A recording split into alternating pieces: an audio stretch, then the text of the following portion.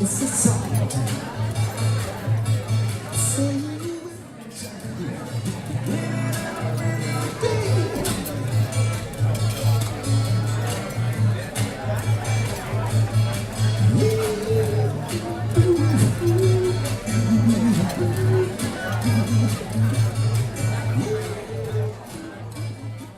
I'm David Callender, and I serve as president of UTMB, and I want to thank you all for joining us today.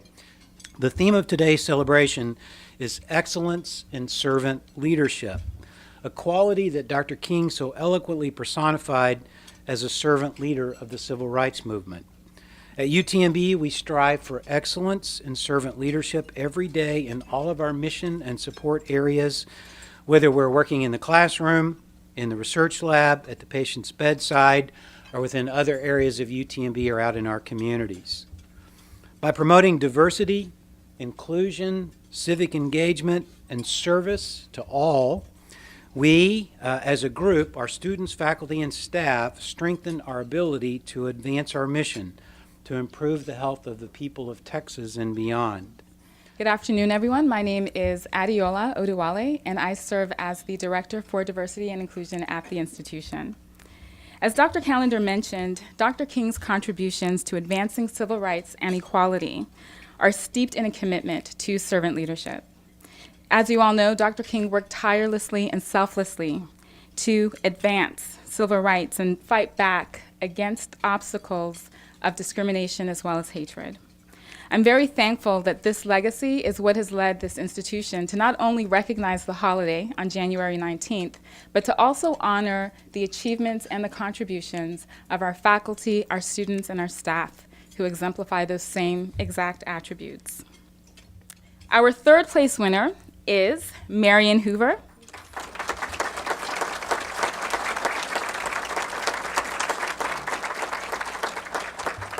Our second place winner is Jasmeet Kaur.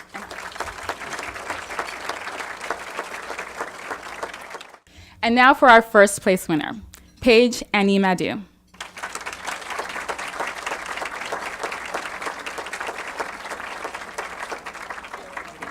Congratulations.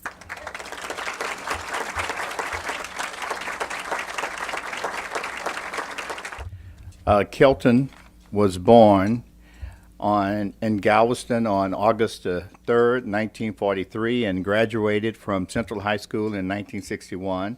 He graduated from Texas Southern University in 1966 with a BA degree in economics and a minor in history.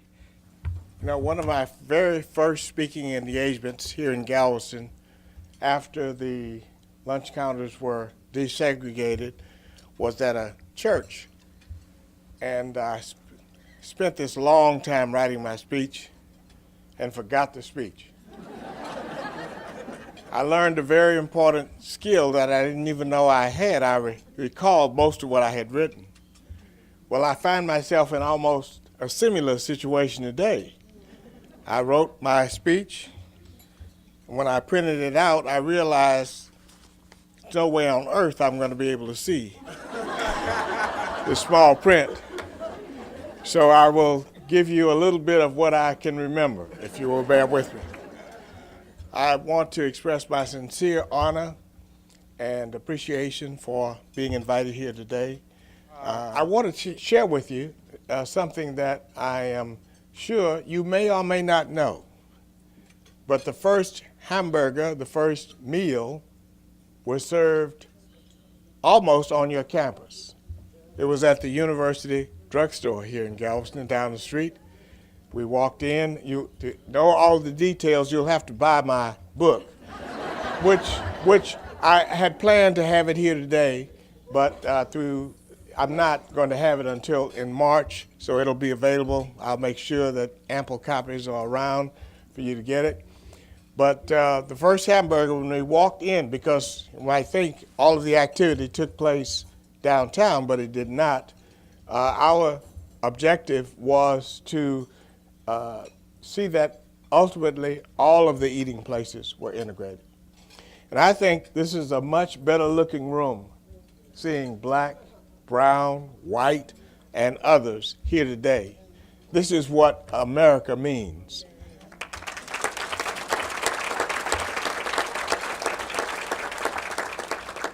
And Dr. Callender talked about the founding of the university, how long it's been here, and the fact that it's always had the kind of values that were inclusive, and it continues to be so. That's what made it easy for us to take on the task that we took on in 1960. The lunch counters here were integrated on April the 5th, 1960. And I document in the book, it wasn't what a lot of you would like to say, Greensboro, North Carolina, or Nashville, Tennessee. They started first, but we got the job done first. And I would like to think that what we have to say in the book is offer something for future involvement. For the struggle is far from over, but it seems to be that we're headed more in the direction of antagonism and polarization, and that's not going to get us anywhere. The reason we were able to accomplish the task of bringing down the walls of what had existed for about 150 years after the Emancipation Proclamation so rapidly was because of the way that it was gone about. I did not ask any of the seniors to participate. Some of the seniors even said to me, as though I'm not supposed to know what happened, well, when he talked to us about it, getting involved, we said, oh, he was the seniors, we weren't going to get involved. Well, they weren't invited to be involved. I was in the 11th grade at the time, and I handpicked the members that I wanted to go down. I've even read some written accounts where a number of the football players have included themselves. That's politics. They weren't there because they were playing football or practicing at the time. That's the reason they weren't there. The people who were able to go were people who were not playing football or running track or doing whatever kids do in school. Secondly, I knew that somebody had to know in the black community who could help us. So T.D. Armstrong was the man who I sought out. I had no personal relationship with T.D., but I called him up one day and I said, Mr. Armstrong, I want to come over and talk to you about something. He said, well, what's that? I said, well, I'll discuss that when I get there. So he invited me over and we talked, and I told him, I said, I'm going to go to jail, and I've invited some of the other kids in my class to go with me. And he said, well, I said, we need your support. Now, you got to understand that Mr. Armstrong partially became a millionaire as a result of providing services to the black community. Okay, got that. But what this meant was, if we were successful, that the drugstore and the counter, the only counter we could get a milkshake, malt, hamburger listing was at his lunch counter. And so he thought enough that he didn't hesitate 1 second. He said, yeah, I'll support you on that. And so I said, well, there's one other thing, TD. I said, if we're going to resolve this problem, I said, we need some white people. I personally did not know a single white person on a first name basis at that time. I said, we need to identify. I said, maybe you can help me with that. He said, Kelton, I want to give you the name of Griffith Lambden, who is now dead, but has spoken at other groups where I was president, and he's told the story himself. And so I called and asked to see him the next day. And I said to him, Mr. Lambden, I'm going to jail tomorrow. I said, I want to know if you can get me out or get us out. He said, Kelson, I have not tried one single criminal law case in my entire life. I am a lawyer to the major corporations in the city. I said, well, maybe I said the wrong thing, but we have a problem, and we need the help of people like you to help resolve it. And T.D. Armstrong says that you're the man he would pick. He said, well, Kelton, I'll see what I can do. But what he did was he called Harris Kempner and others in the community and told them what was about to happen.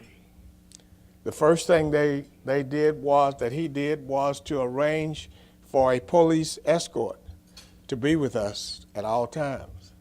So, and then they helped get the conversation started in the white and black community. They called the White Ministerial Alliance and the Black Ministerial Alliance and the owners of the restaurants and so forth, and the leaders that they had gotten together and asked them to start meeting. Heretofore, I'm not sure that there had ever been a meeting between the White Ministers Alliance and the Black Ministers Alliance, but they got together and they met. They asked us if we could hold off on the demonstrations, give them a little time to see what they could come up with. In less than a month, the lunch counters were integrated. And little by little, I don't think there's a place in this city or in this entire United States that's a public facility that a person would be discriminated against now because of the color of their skin.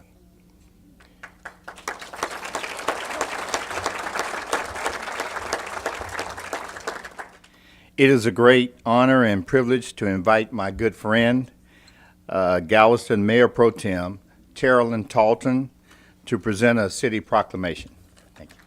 I'd like to, this is the City of Galveston proclamation. So, whereas the Reverend Dr. Martin Luther King Jr. dedicated his life to promoting peace, freedom, equality, and justice for all through nonviolent means, and whereas UTMB Health continues in its tradition commemorating Dr. King's ideas of peace, freedom, equality, and justice through such events as the annual Community Service Annual Ceremony. And whereas the theme of the 2015 Community Service Awards ceremony is Excellence in Servant Leadership. And whereas the work of the Reverend Kelton D. Sams Jr. has exemplified the teachings and philosophy of the late Dr. King, beginning with his early campaign to end segregation at the lunch counters within the city of Galveston during the early 1960s. You know, several years ago, I was in New York City, autographing the first book that I had written. And while signing the autograph, a woman came up to me. The next minute, I felt something that was beating on my chest. And before I knew it, I had been stabbed by this woman. I was rushed to Harlem Hospital. It was a dark Saturday afternoon, and that blade had gone through, and the x-rays revealed that the tip of the blade was on the edge of my aorta, the main artery. And when that's punctured, you drown in your own blood.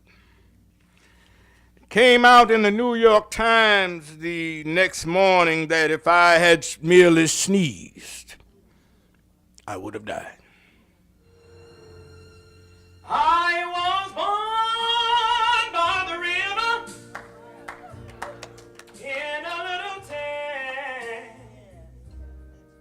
and just like that river, I've been running ever since.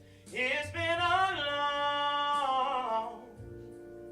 long time coming, but I know a change gonna come. Oh, yes, it will. It's been too hard living,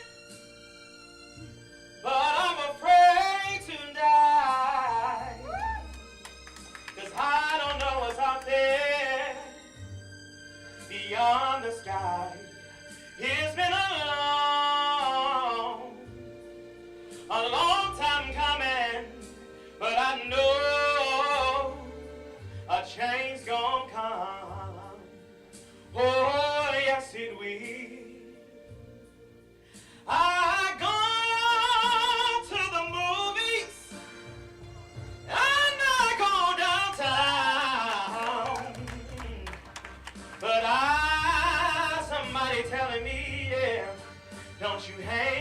around. It's been a long time coming, but I know a change gonna come. Oh, yes, it will. I'm Frank Valulis. I serve on the Employee Advisory Council as its chair. I'm honored to also serve on the Diversity Council. I'm reminded by a quote that is dear to my wife, and we're trying to instill it into our 4-year-old daughter. As Mr. King was saying, if I cannot do great things, I can do small things in a great way. So let's all leave here to do those small, great things. I wish you farewell and have a good afternoon enjoying this beautiful weather in Galveston today. Thank you very much. UTMB Health, working together to work wonders.